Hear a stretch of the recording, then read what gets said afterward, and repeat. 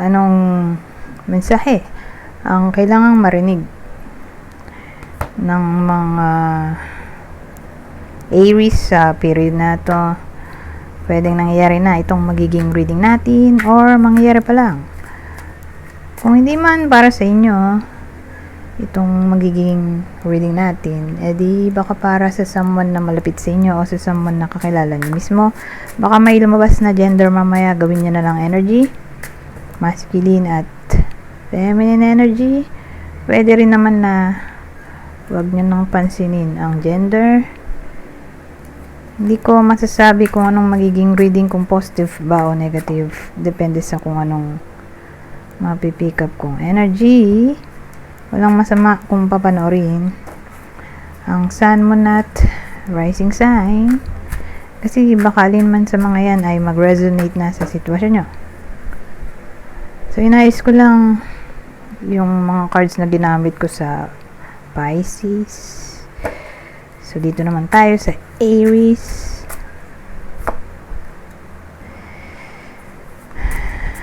King of Wands.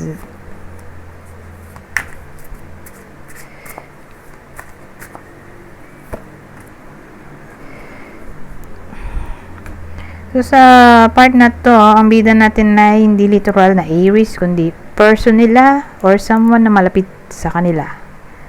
Okay? Sa kanila tatama to, hindi literal sa Aries. So, lalaki yon or babae kung extrovert. Eh, ano to? 8 of Wands at 9 of Wands.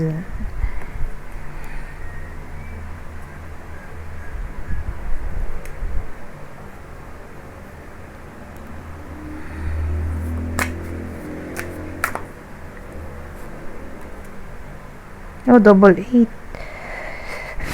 So, pag double 8, double number, pinag-iisa ko na lang yan para hindi ako ma-stress sa pag-iisip, para mabilis. So, ang dating sa akin, may drive yung iba sa inyo na i-manifest.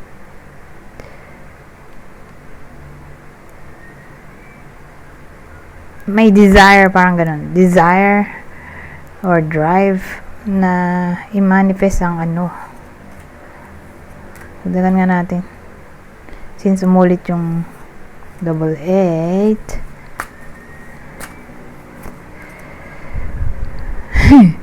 Ano ba yan? 7 of Swords. Ano? Mga ulo ko. Ano ba to? Clarify natin to para malaman natin kung negative ba yan o positive.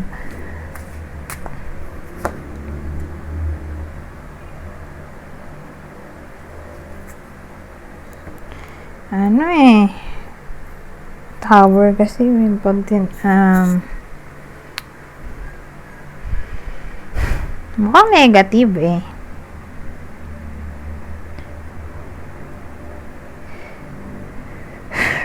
Ang dating may minamanifest yung iba sa inyo. More like yung someone ay in a relationship na sa iba. Whether ex nyo to or crush. So, kung di man kayo to. Ay, hindi nga pala kayo, diba? Kasi, kakilala nyo tatama tong reading. Or sa person nyo. Minamanifest siyang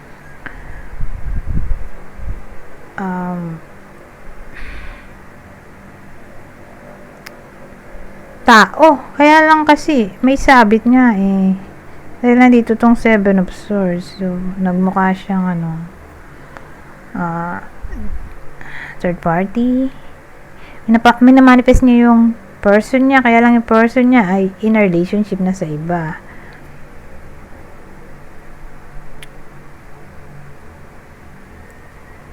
Na para bang gusto niya paghiwalayin. Kasi may tower tayo.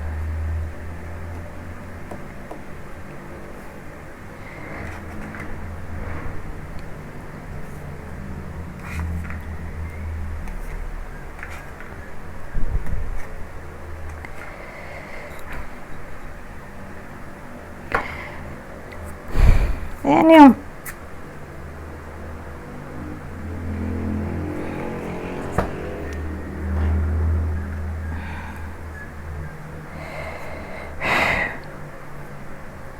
ano to, nandito na tayo. 9 of Wands, kasi ito yung bida natin.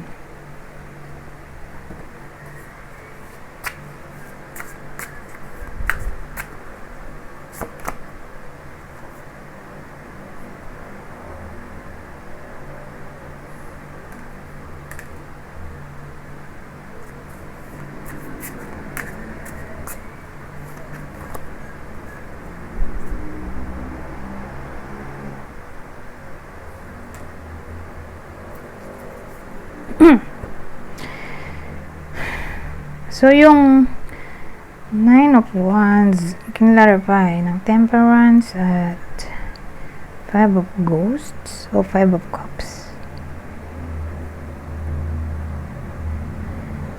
9 of Wands, oh.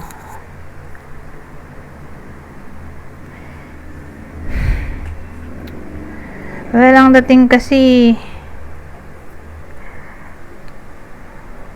persistent siya dito. Yung kakilala nyo or person nyo.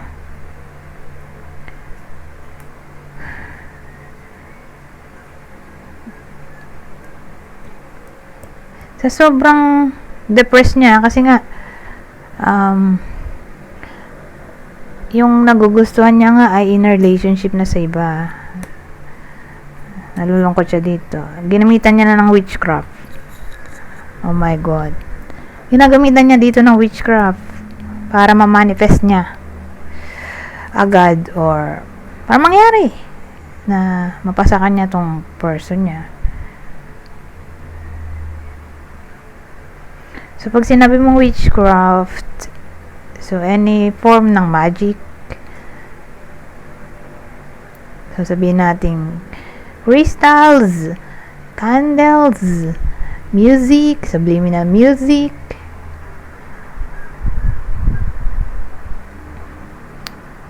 ganon.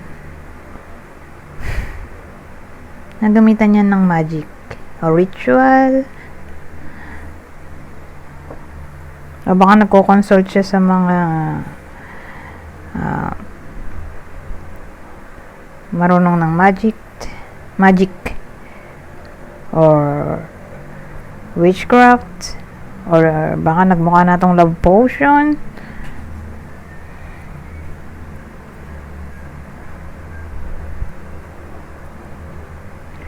Anong future outcome nito?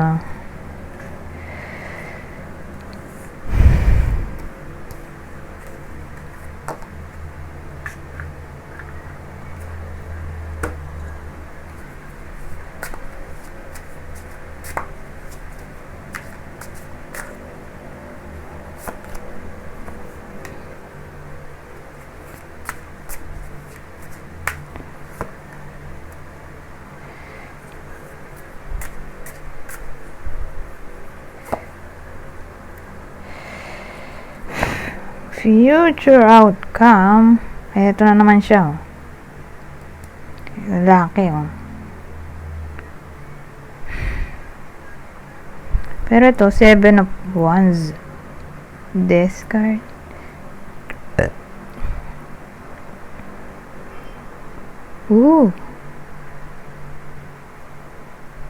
Kasi ito struggle, eh. Ito change, diba? So, ang dating mukhang mamamanifest niya nga, oh.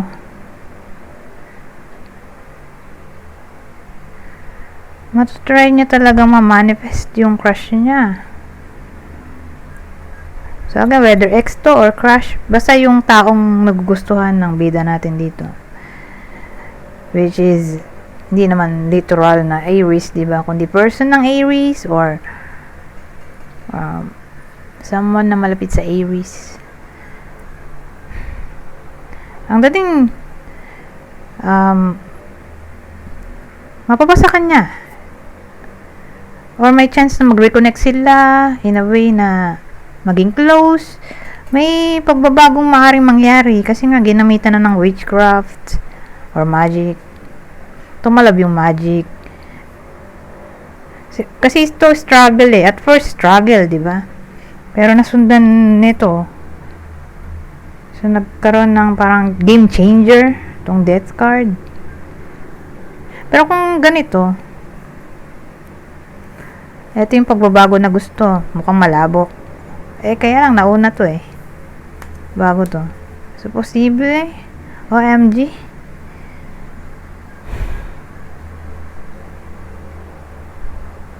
So, ganun, whether ang mangyari ay mapaghiwalay nung bida natin dito kanina. Yung crush niya at yung person niya, crush niya at partner, or mamamanifest niya in a way na sige, sila pa nung partner niya, saka nung crush. Pero ang dati magiging close sila, yung bida natin at yung crush niya. Although sila pa rin nung crush niya at yung partner. Pero may tendency na maging mas close sila. So pag ganun, mas close sila, di ba ka ma-fall in love sa kanya dun sa bida natin, yung crush niya, at iwan nung crush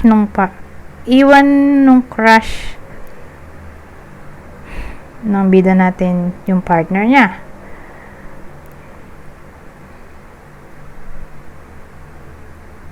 So, yung partner ng crush niya, baka ipagpalit niya itong bida natin sa kanya.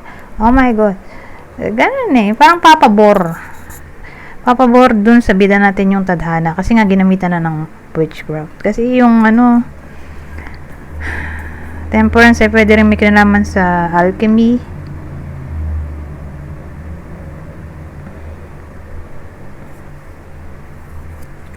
Or wizard. Yun naman sa pagiging wizard. Ay basta ganun dating. Parang Harry Potter na yun. Or witch.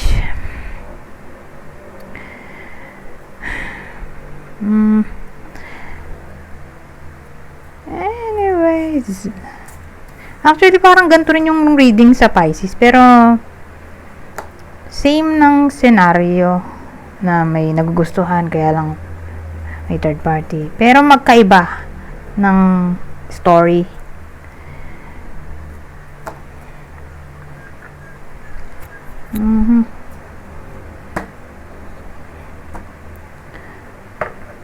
Anyways, ito yung possible partner.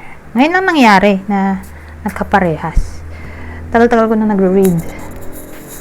Pero ewan ko kung may nangyari bang ganun sa past na reading ko. Pero ngayon lang siguro ulit. Or di ko na nga matandaan kung kailan nangyari na nagkaparehas yung reading. Pero hindi naman siya parehong-pareho. Nagkapareho lang na yun nga, nagkakagusto sa taong in a relationship na. Pero nagkaiba sila ng tinakbo ng reading. Ganun dating. Saka ng future outcome. Kaiba sila. Doon sila nagkaiba. Anyways, ito yung possible nagugustuhan noong bida natin sa reading na to. Aquarius. Ito isa sa water sign, Cancer, Scorpio, Pisces.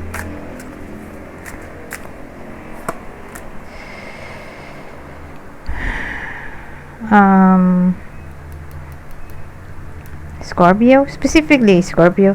Pero pwede rin na ang scenario ay may magkagusto sa inyo. Kung kayo yung in a relationship, whether ex nyo yun or someone new, pwede rin ganun. Tapos kayo pala yung in a relationship. Tapos patay na patay sa iba sa inyo tong taong to. Tapos sa sobrang patay na patay, ginamitan na ng magic. Oh my God. Maring ganun din, pwede rin. So ito yung mga clue natin. Okay?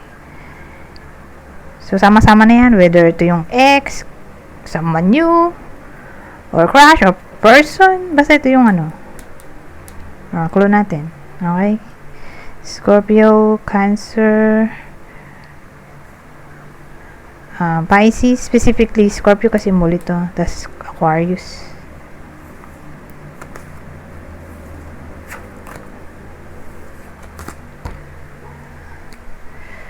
Ayun, dito naman tayo sa susunod. Ano pang mensahe ang makukuha natin dito? Get more information. Don't stop, tungkol saan ba to?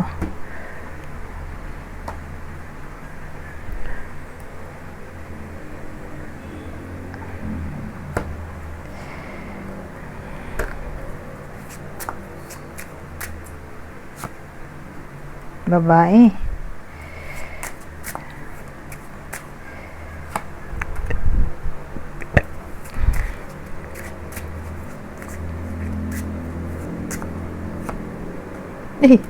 Babae ulit.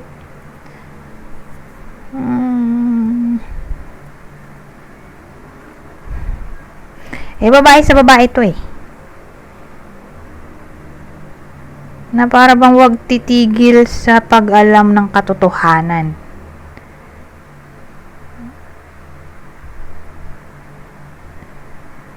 Whether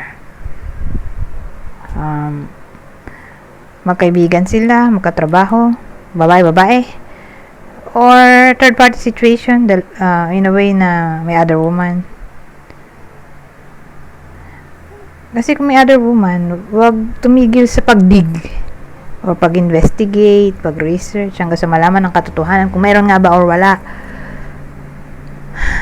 Ngayon, kung wala namang ganong vibe na may third party or walang jealousy, literal na single, at sabihin natin may makaaway or may makutuban ng iba sa inyo na may something wrong, so again yung bida dito ay parehong babae, yun nga, huwag titigil sa pag-alam ng katotohanan tong dalawa, sa pag-alam ng katotohanan. Kaya kailangan pang mag-investigate dito para makakalap pa ng more information.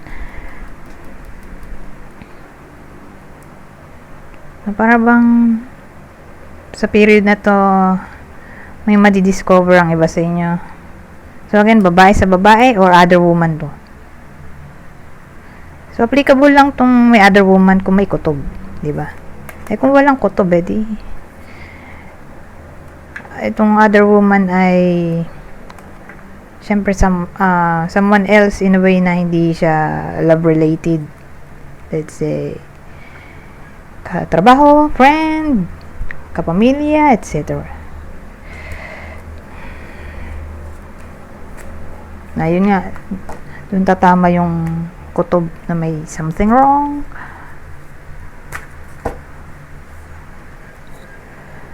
Ay, isa pa nga, dagdagan pa natin. Kaya lang nailagay ko na dito yung kaninang card, nanggaling ko na lang ulit. Kasi mahaba pa yung oras natin. 18 minutes pa lang to almost 19. Ayan, 19 na. Oh, there's something better. Let go. Ano kaya yon? Parang may ina-advise sa period na to na kailangan i-release dahil may something better, like new opportunity na paparating. Ano kaya yun? Tungkol saan ba to na i-let go? Ano yan? Pero maraming meaning to. Tingnan natin.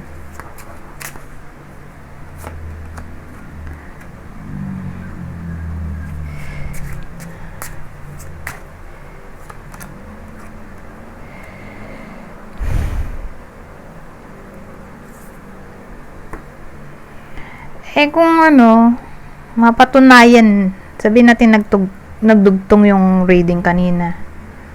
Kung mapatunayan man na may someone else nga talaga, may third party, whether babae sa babae, or regardless kung anong gender ng nanonood, at sabihin nga natin pumalo sa third party situation.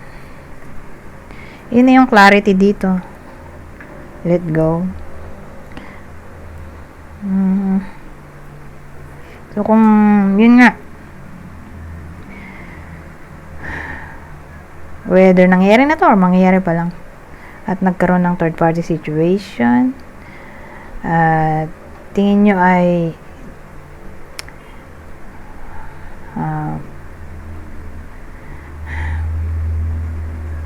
masyado ng toxic in a way na walang pagbabago, paulit-ulit na lang ang nangyayari, ilang beses nang pinatawad, hindi pa rin nagbago,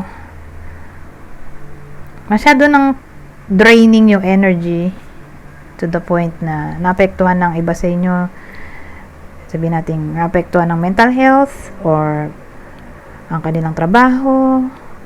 So kung tingin nila ay masyado ng toxic nga or negative yung sitwasyon, doon na papasok yung let go. Clarity, let go. Yun na yung clarity. I-let go na yung partner. Dahil may paparating naman na someone better. Okay? Something or someone better. Don't worry.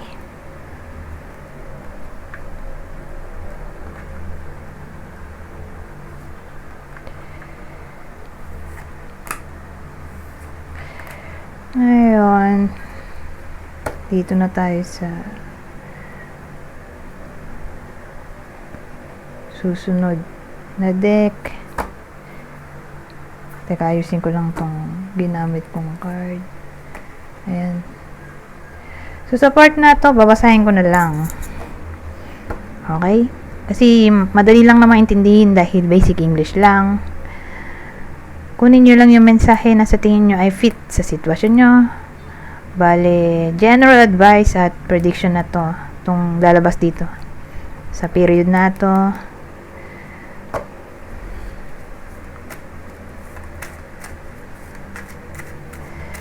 Kukuha ko ng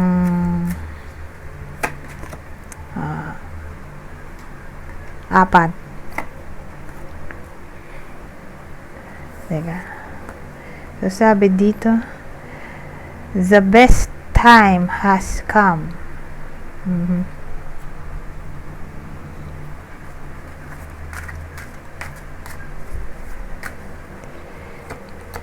Ito. In order to make the best choice, please keep calm.